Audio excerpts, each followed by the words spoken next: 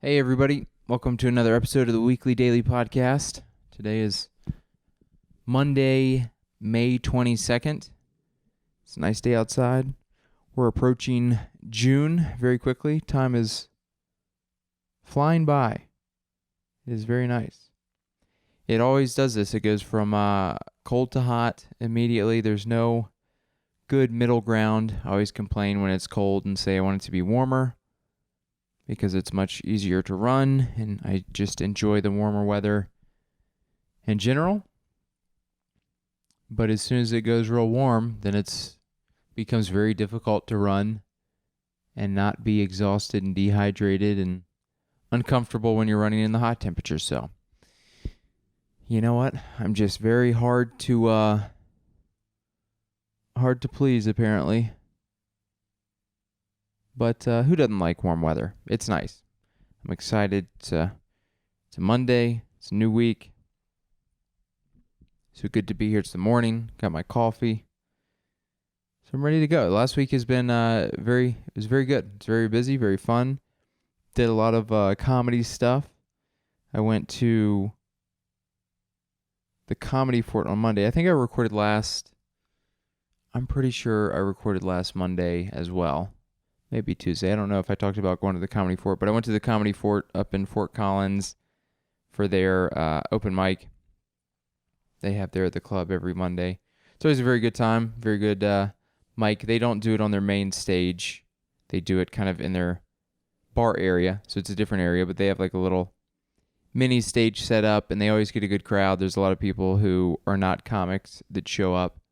And even if they are comics, there's a lot of probably newer comics or just comics in general that maybe haven't seen my stuff as much because they're in a different city.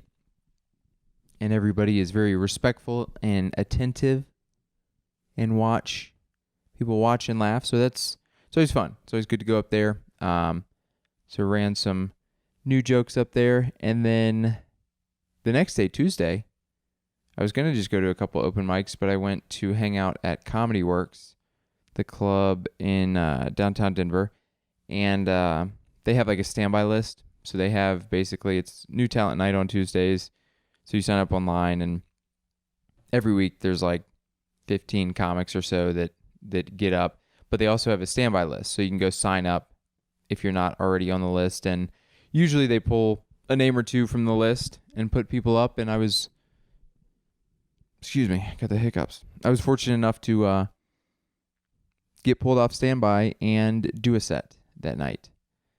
So that was very fun. It was a big crowd. I was wondering because it was game 1 or game 2. I think it was game 2 of the Nuggets-Lakers series. And as I was driving downtown, I hit a bunch of that traffic. And I wondered if people would be more interested in that than going to a comedy show. But people came out. Comedy Works always pulls good crowds. It was a hot crowd. Went kind of in the middle of the lineup. I tried something a little bit different. Not different in the sense of I did jokes that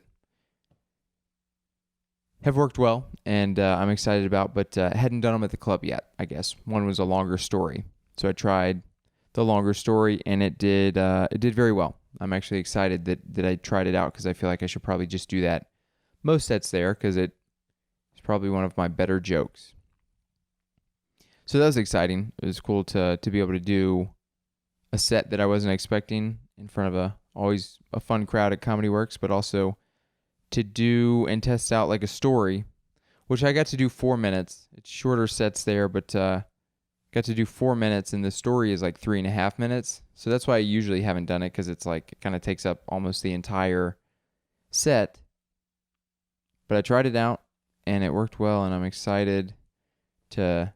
It kind of just... Sometimes, as I'm talking this out, I don't know if it makes sense, but I mentioned that it's one of my better jokes. I usually use it as a closer. But given that it's a story, it's a little bit longer. It's not there's plenty of punchlines in it, but, it's maybe not a punchline every 10 seconds. It's maybe every 15 or 18 seconds. So for that reason, I haven't used it at the club, but it's interesting because I feel like we all have as comics inside our own head, we have a perception of what our A material is, what our best material is, what material we should be doing in these shorter sets at the clubs or when we're doing competitions or, in different formats like that. And I feel like most of us, I was talking about this with a comic this last week too. I feel like most of us, what we think is our best stuff and what we do for that 4 or 5 minutes or whatever the shorter sets, a lot of times actually isn't the best material that we should be doing. And it kind of takes trial and error and, testing out new stuff that maybe you didn't think would be the best to have you understand and have things click and go, oh, I should have been doing that from the beginning. But that's all this is, just like anything else. You live and you learn and you try to piece together all these bits of information and advice and things you've learned and failures, successes, add everything together, and over time you get better little by little. So that's a fun aspect of it, similar to kind of anything else in life. But that was very fun. Had a very good set there. I was very happy with that, and excited that I got to get on that show. And then I went to Scruffy Murphy's after that, open mic that I used to go to all the time. I hadn't been in probably a year plus. It's a later open mic, and so I just haven't been going to a lot of the late ones, but it's right beside Comedy Works, and it starts kind of right after the show. So I stopped by there, and, it was what it was. I didn't mind. Like many open mics, there weren't a ton of people there, but there were about 5 or 6 people that were actually listening, which is better than most, but it's a pretty chaotic bar. The sound system is not great, but I had a good time. I'm very much working, like I said on the last podcast, trying to work through some new jokes. So it was good to just go and work on a new joke, just kind of say the words out loud. I'm realizing I'm doing a lot of this. This is my hand motion. If you're on audio only, I'm just making circles with my non-microphone hand. I don't know what that means. I'm emphasizing something, but I don't know what it is. Anyways, Scruffy Murphy's did that open mic. Like I said, I'm working on some new material, working on a joke about tornadoes, which I know, hold your applause. Doesn't sound that exciting. And it's, it's fine. I feel like I worked out through the week and got it to a point where I'm like, this is fine. Is it hilarious? No. Is it an absolute goose egg, like many jokes are as well? No, I wouldn't say it's a goose egg. It's more like an egg in the middle, If goose egg's the bad egg and chicken egg is the cream of the crop, I'd say the tornado bit's like a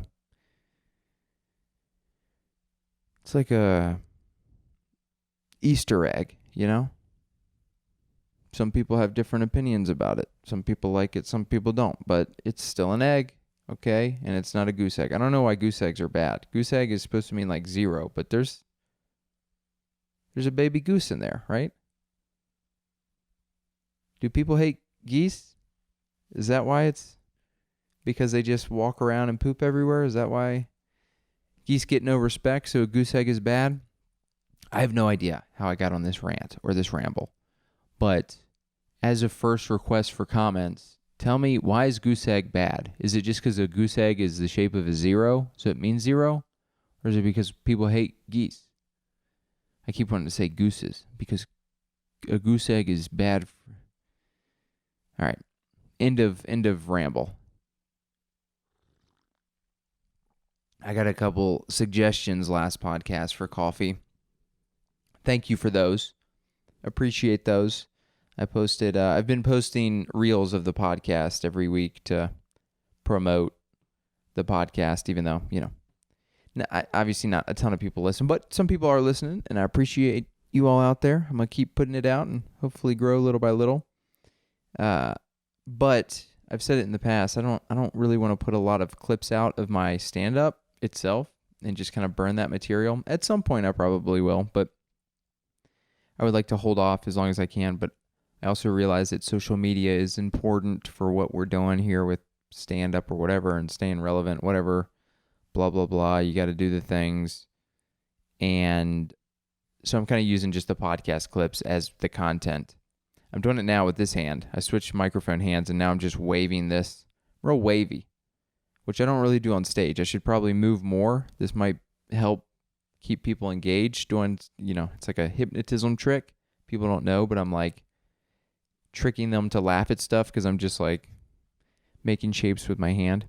If you're just listening to audio, you have no idea what I'm talking about. I'm waving my hand all over the place for some reason. But what was I talking about? Yeah, coffee. So people commented basically on the reel that I put out. Like I said, put out the podcast clips as just kind of little content pieces. And a couple people will watch and people will comment, and I appreciate that. Keep the comments coming. I wonder if that's probably better for the formula. Putting a piece of content out where you're like asking a question. That is a sales tactic. Something that's very important. That's pretty much my specialty as far as jobs that I've worked, kind of inside sales type positions. And a big thing is, like if you're sending an e-blast out or a mass email, you want to have like I forget what they call it, but it's like an action item or something that like requests them to do an action.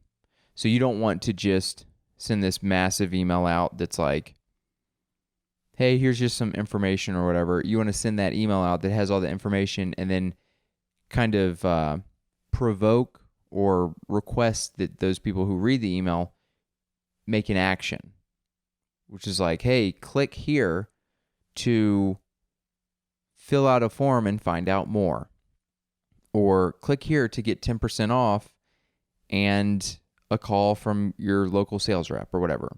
You want to see people that have seen it, and then you want to see, hey, they took an action. Now they're like, you can qualify them as like a hotter lead, or it like gets them more engaged. So the same goes with, I would imagine with content or whatever. So all that said, I guess my last reel, I posed a question. I said, tell me what your favorite coffee is.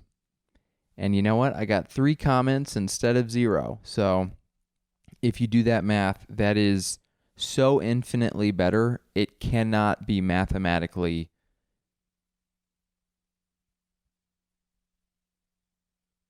worked out. I don't know. My brain gave up there. But 3 divided by 0 or 0 divided by 3, whichever way you do it, comes up as a non-answer. Okay, we can't, it's such a difficult, impossible mathematical question we can't even fathom. Calculators, you put that in there and they die inside. It's like a battery goes or something. It hurts their battery brain and their calculator brain so much that I can't remember what the answer comes up, but I think it's like undefined or like can't find.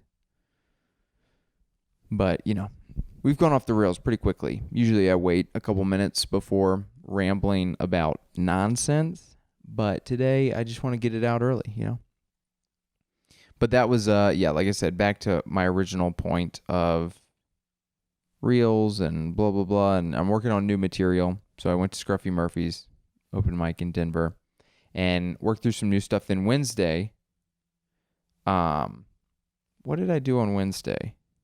Oh, so Wednesday I went and hung out. Actually hung out. My brother and sister-in-law came down. They were going to a concert downtown Denver. They live in Fort Collins, but they came down and we grabbed dinner and hung out for a bit. And then I went to hang out at a show at another show downtown. Can't remember. Uncorked, I think it goes by. Infinite Monkey Theorem. I think it's like a bi-weekly show, but it's always very good. It's well attended. People come out. It's like a wine bar. And a couple comics were there, hung out for a little bit. It's always fun to hang out. And then I went to Rise. Rise has an open mic, which is usually pretty good. It was pretty sparsely attended this time. But again, I'm working through some new stuff, so I actually would prefer that setting. It's better if it's like low stakes and you're kind of just trying to rehearse and remember words versus if you're trying to do that and it's like a packed out crowd and it feels like very much like a show and just more pressure. Then it's very easy to go, well, I don't have this joke fully memorized yet. Let me try this old material. You got to commit to the bomb. I think a lot of people forget that, myself included. Sometimes if you've gone through too many good shows or mics and gotten too comfortable, it can be difficult to go back to square one, which is working out new jokes, which is bombing and flubbing stuff on stage and just looking uncomfortable and working through the stuff, which in order to get better and to develop new material, you have to do. And so, there's times where I feel uncomfortable doing that, but at the end of the day, I want to get better. I want to do this as a job. I want to build my set out. And so sometimes you just got to bomb, okay? Whether you want it or not. It's also good. All of us are not, even the best comics are not immune to bombing at any point. So I think it can be, this sounds unhealthy to say, but I think it can be healthy and important to do shows or mics that are pretty bad and to work through new material, to just remember what that feeling of discomfort and the feeling of being out of your element feels like, because we're constantly going through that. So the more familiar you are with that feeling, the better you are able to deal with it when it comes up with the show or whatever the situation. So I feel like I'm just advocating, like, comics out there, if you're new, just do bad shows and mics all the time. No, that's not what I'm saying. But I think the better you get and the more shows you're getting, the further away you can get from doing rooms like that.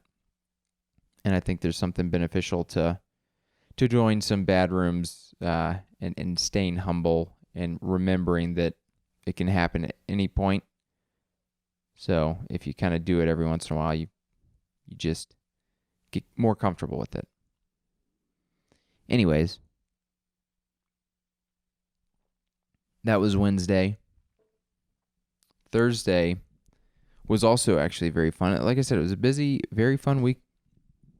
Feels good to be back in Denver and getting some reps at the open mics and shows. On Thursday, I went up and did a show at the Comedy Fort in Fort Collins. Like I said, I went on Monday to do the open mic, but I was booked to do a showcase on Thursday with, I think the Thursday show, the headliner was Brad Sativa. Very funny guy out of Nashville, I believe.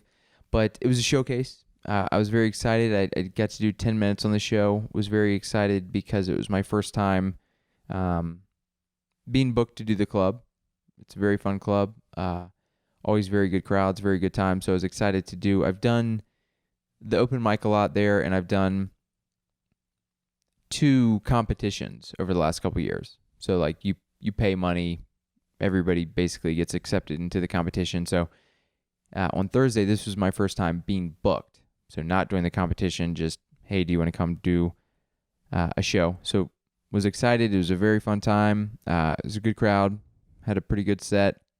It's interesting. I've talked about it before, or just like I've talked about the behind the scenes stuff before you go on stage. Like if you're feeling different mentally, physically, if you're tired, like the different things you have to do to kind of like get psyched up, and sometimes maybe you don't feel incredible and you have to pump yourself up to be like, hey, I'm here to entertain. At the end of the day, I want to do well.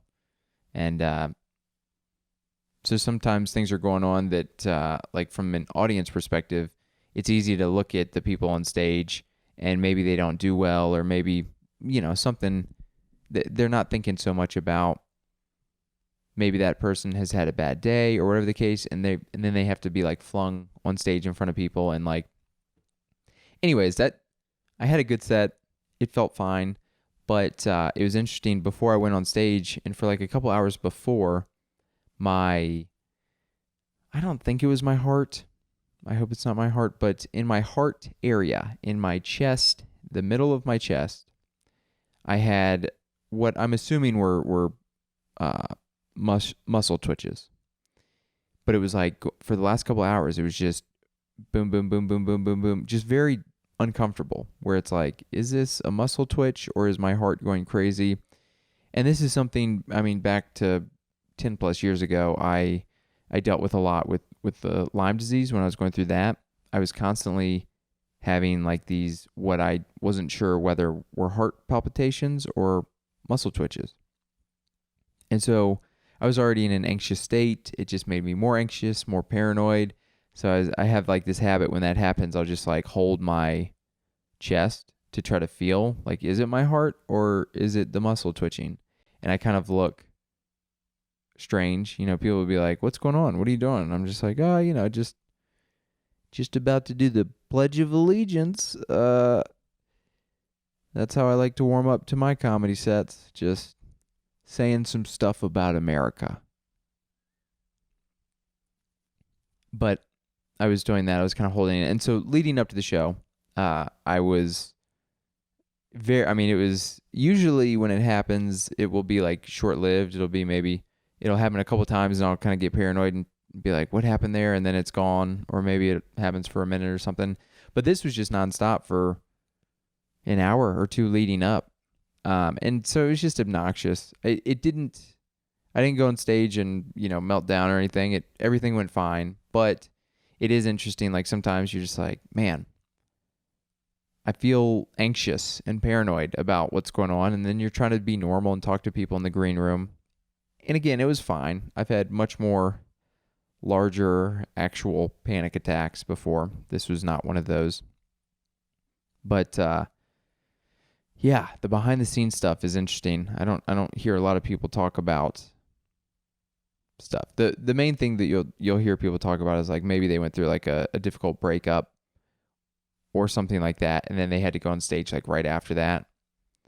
But that's one of a million things that can happen in our personal lives that can affect your mental mood or whatever the case is before going on stage. So it's interesting. It's interesting to talk about that. I enjoy talking about that because at the end of the day, these things we're humans. Things are going to happen. We're going to be not 100% or not feel incredible before going on stage every time.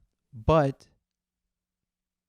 that's part of our job, part of what we're doing. We got to figure out, how can I go deliver these jokes as good as possible, be as entertaining and as funny as possible, even when maybe I'm not feeling great. So always curious and interested in learning and growing in that aspect, because there's plenty of times I've talked about it when not getting sleep, balancing work and comedy and being tired, fatigued, late night sets, not eating well, not exercising enough, just not feeling mentally great. Whatever the case is, that's going to happen. It's going to continue happening. So I'm always interested in recognizing that and trying to figure out, how can I continue to learn and implement new skills and new understandings of ways to deal with sets like that and with nights like that when I don't feel on top of my game, but I got to go be on top of my game. So I don't know if any of that made sense. Hopefully so. It's pretty cloudy, and apparently some fires from Canada have made their way down here. It's not like overcast or fog. It's smoke, apparently. Up in, I don't know what part of Canada. I would imagine just north of here. But I'm not sure is that Saskatchewan? Is that how you say it? Saskatchewan. Manitoba. I don't know why I said that with like a Spanish accent. But yeah, back to kind of my week. So that was Thursday. I did that show. That was very fun. And then on Friday, I went to an open mic. And at that open mic on Friday, I feel like I'd been working throughout the week on that that joke about tornadoes. And it wasn't until that Friday that I feel like I delivered the joke as I envisioned it in my head. You know, you write stuff down and kind of envision how you would deliver it. But in the beginning, as you're like memorizing the words and the beats and the cadence, it takes a minute for you to get it out correctly. So it felt like on Friday, I got it out how I wanted to get it out, which felt good because I did 2 shows on Saturday, and I was like, I'm going to do this joke in there. And so that felt great. I did, like I said, 2 shows on Saturday, one at like a co-working space called Battery 621, and it was very fun. It's like a co-working space, and usually I guess a lot of the members of the co-working space will come and watch the show. There weren't many people. There's only a couple people, and then maybe 10 comics there to watch. So they said it was a lot less than usual. It was also I think it's because it was the same night as the Nuggets Lakers Game 3. So I think a lot of people ultimately went to that. But with that said, they had like one of the members or coworkers, he does video and audio production, so he had a camera set up.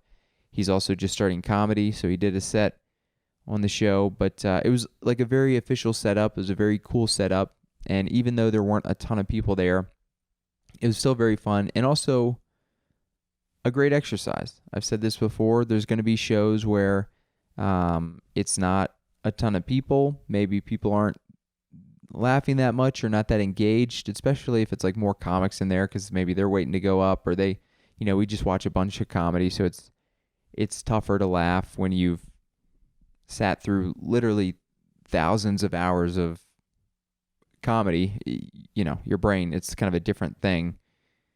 But what that forces you to do if you want to try to have the best set you can is you got to be more in the moment. Got to maybe talk to the people a little bit. Be a real person. You can't just go into the jokes because that's not what people are laughing at. What they might laugh at is you being present and addressing actual things in the room. Which, I try to work very hard on developing jokes, and my preference would be, hey, this is a hot crowd, I just do the jokes. But also there's going to be tons of rooms where that's not the case, and it's important if you want to get better as a comedian, which I do, to try to get good in every situation. So I really look at those opportunities or those shows as an opportunity to get better. And it felt good. Ultimately, I went up there and kind of talked about a couple things, riffed on a couple things, did some jokes, but also tried to weave the jokes in naturally and organically into the conversations that I was having. So that felt very good.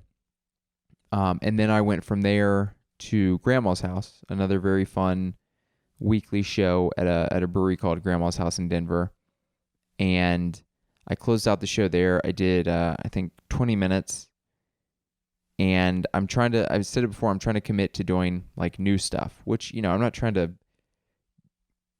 I feel very fortunate and lucky when anybody asks me to be on their show. So I certainly take it seriously. I want to go and because I produce shows, I know people put a lot of effort into putting shows together, getting people to the show.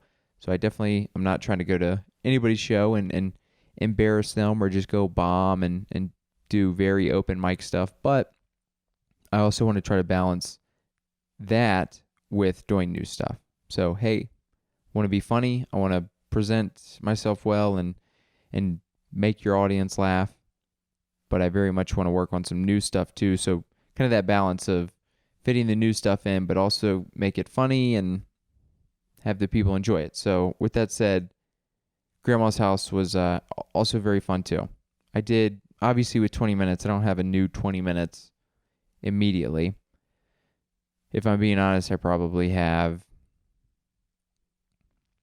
6 or 7 minutes that's new in the last few weeks. And look, realistically, a lot of that's not going to make the best 15 or 20 minutes that I have. Maybe none of it.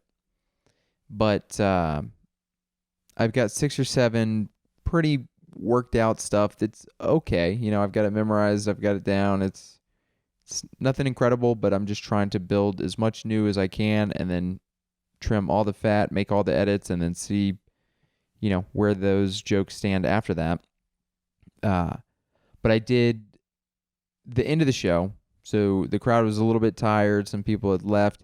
So with 6 or 7 new minutes, and then I probably did 6 or 7 old minutes, so not new material. And then all of the in between was me just kind of trying to be present and talk to the people, kind of riff on the room a little bit. And it went well. I felt good doing the new jokes and presenting them in a comfortable way, and then felt good to kind of just have that. Sometimes when you know a room's not fully there and they're a little bit tired. I mean, it's 10:30, 10:45 when I'm on stage. People had been sitting through the show. People get tired. Just being in the moment and being a real person, not being threatening toward people as far as like, hey, I'm asking you a question because I'm going to roast you. No, just asking genuine questions, getting people more engaged. And then once you get them engaged with some conversation or questions, then you slip into a joke when you have their attention. And so just trying to figure out and get better at that in general. But it also felt good to, like I said, do the new jokes and, really do a longer set only with probably 6-ish minutes of old material that I leaned on, which was mostly, I guess, like the 5 minutes I closed on. I was like, okay, these jokes are good. They're not old. I mean, they're probably within the last 6 months, which sounds old, but they're kind of the newest batch of completed jokes that I have.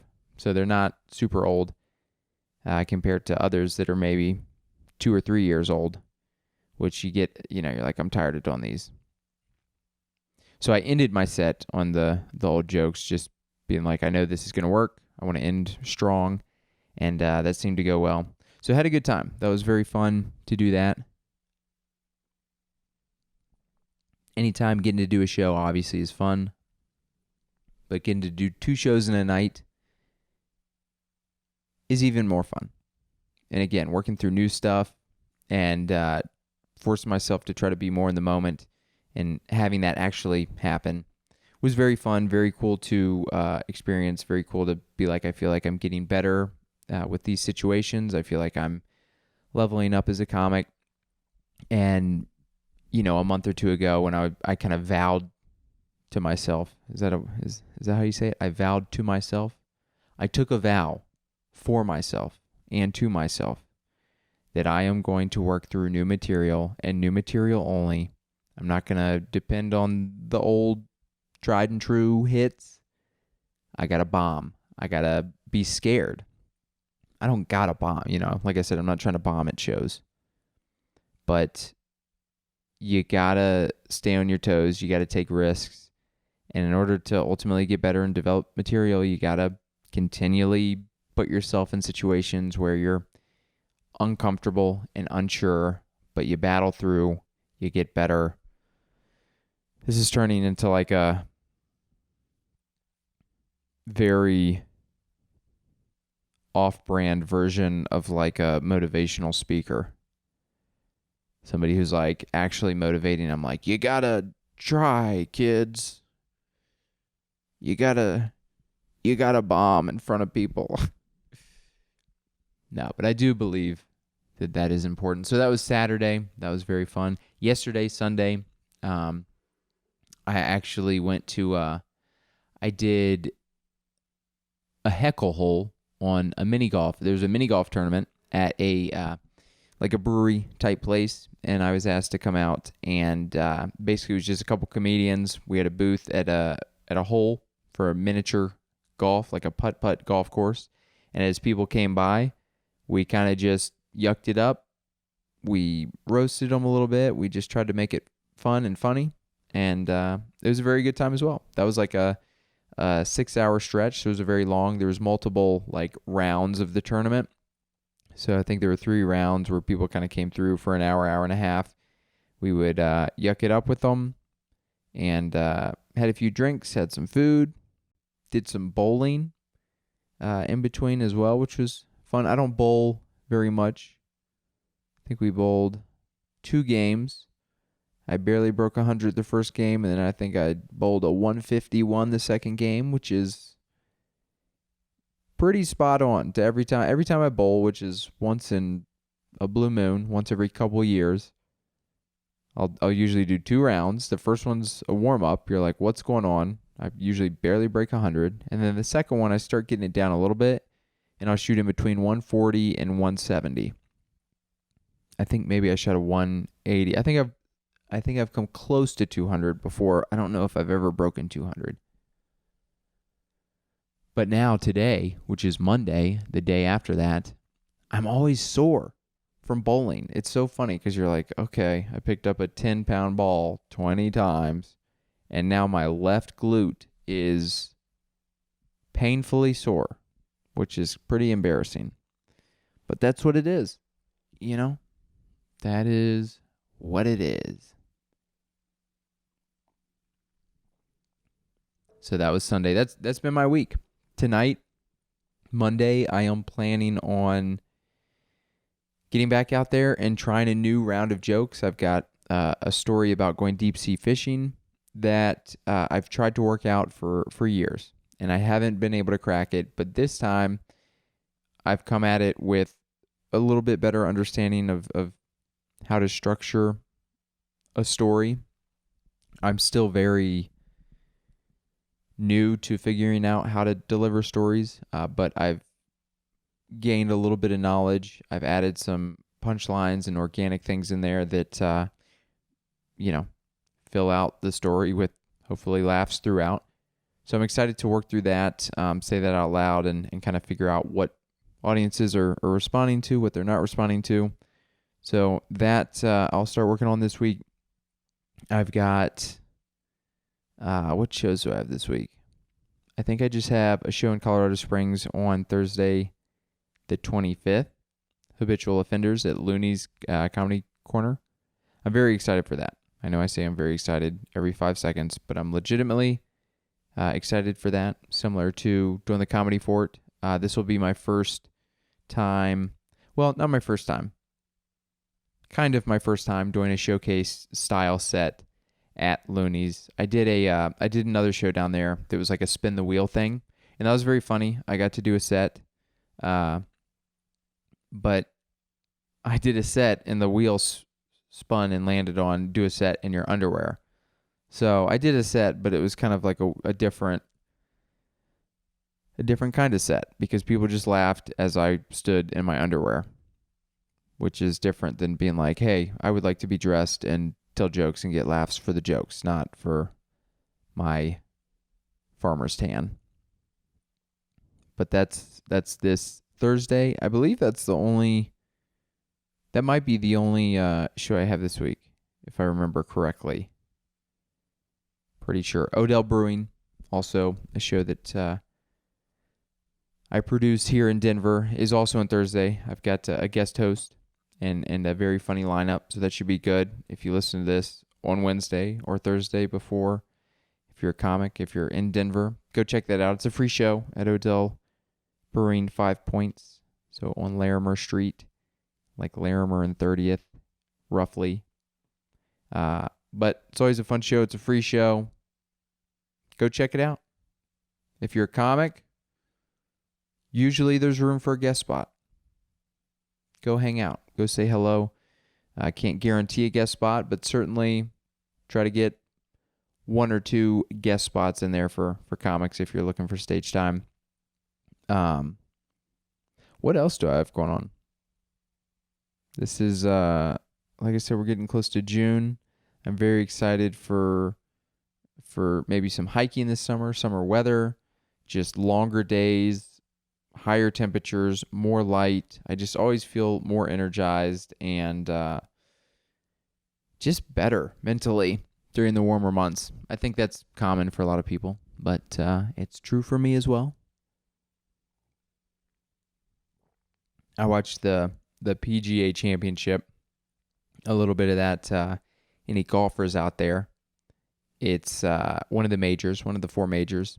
It used to be the last major of the year. They moved it from August to May now, so it's the second major after the Masters. And they played in Rochester, New York. There's a lot of rain, but I enjoyed watching very much the round. I didn't get to watch as much yesterday, which was the final round. Brooks Koepka ultimately won. But it was very exciting to I know. My vocabulary, I got to come up with better vocabulary words for excited. It was very jubilant. That's not even a word, but it was very... It was good. It was fun to watch. And there were multiple storylines that were fun. One of the storylines, so there's a competing league with the PGA Tour called the Live Tour, which is like a Saudi Arabian-backed, funded tour that paid a bunch of money to people. Some people are upset about it. Other people not. I don't know. But it's for these majors, they're like the Live Tour, they're not allowed to play anymore in a lot of stuff. They're not getting official world golf ranking points for whatever reason.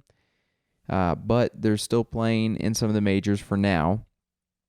And Brooks Koepka, the winner this year, is from the Live Tour. So I feel like they're going to be forced to figure something out because, you got some of the best players in the world. And if you're not allowing them into majors or certain big tournaments, I don't know. That just, from my perspective, as a golf fan, I want to see the best. I want to see them going at it. Then there's another storyline of a PGA professional. This is all like real in the weeds. If you guys don't follow golf, you're going to have no idea what I'm talking about. But basically, let me see if I can explain this in a simple way. One of the cool storylines was one of the guys who played pretty well is he doesn't play on like the tour in a bunch of these events. But the PGA Championship, which was the tournament, the major this weekend, is a major that it's called the PGA because it's... All right, I haven't started off with a good explanation here. But basically, there's a bunch of PGA professionals, a.k.a. like clubhouse professionals. Just, they're not out every week playing in tournaments on TV. They're like the manager of golf courses. They're the head pro at a golf course. And what those people do is they basically help build the game of golf. They like manage that clubhouse in a lot of ways, but they also give lessons to kids, to adults. They're basically trying to grow their club and the game in their area, and they're very important parts of growing the game of golf and teaching the game of golf and everything in between. So the PGA Championship, I think, has like 20 slots or so every year specifically for those PGA professionals. Not like Tiger Woods, Phil Mickelson, Jordan Spieth, not like the people who are on the tour, but these people who are, a head PGA professional. They like went to golf school and got like certified as a, like, I'm not sure what the certification includes or what the schooling is, but they went through schooling to become this PGA professional. So a lot of these people are still good at golf, but one of these guys, he was in the tournament. He ultimately played very well and got like top 15 for the week, but he got a hole-in-one on the 15th hole on the last day. And if you guys like golf at all, if you don't, this is irrelevant. But if you like golf, you should watch that clip. Michael Block, I think his name is, hole-in-one, number 15, PGA Tour Championship. It's one of those things where it's like the storyline is incredible, and then one of the last holes of the tournament, he gets a hole-in-one, and the crowd goes wild. And it's just a very cool storyline to see that happen. It kind of gives you goosebumps if you watch golf and appreciate storylines. But then they also showed a video I saw later, which was the reaction of all his, at his clubhouse. So in California, where he works, at the golf course, they had like a viewing party where basically a ton of people who play at his course and are students of his and are colleagues of him were all hanging out at the clubhouse watching him, watching the tournament, but, rooting for him on the final day. And there's a video of the reaction from them at the clubhouse when he got the hole-in-one. And it honestly was like an emotional thing to be like, wow, dude, there's like 100 people who are like there to support this guy. And then he gets a hole-in-one and they're just like going crazy. So it's pretty cool, like the human side of things too, where you're like, man, it's really cool to have to just be connected as humans and be supportive. And there's times where like people accomplish very cool things, and the support and love and energy, there's my hippity dippity talk, is pretty neat.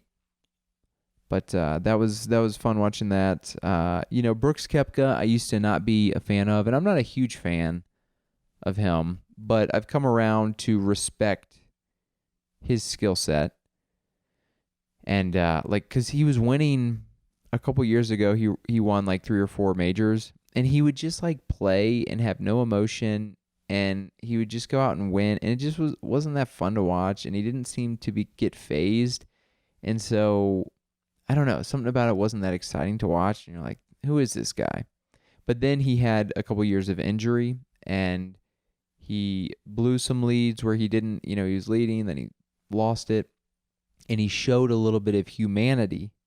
He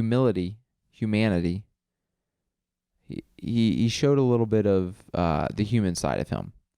And then now he's fought back from injury and started playing well again. So now I think after seeing that, it's like, oh, okay, he's not just a robot. Good for you for winning. So with that said, I've rambled. I've tried my best to make something interesting. Has it been interesting? Let me know. I end most episodes by saying, let me know what you guys think. Were these topics interesting? Was it too in the weeds with comedy? Was it too in the weeds with golf? Did it make sense? Let's start there. Did any of what I said today even make sense?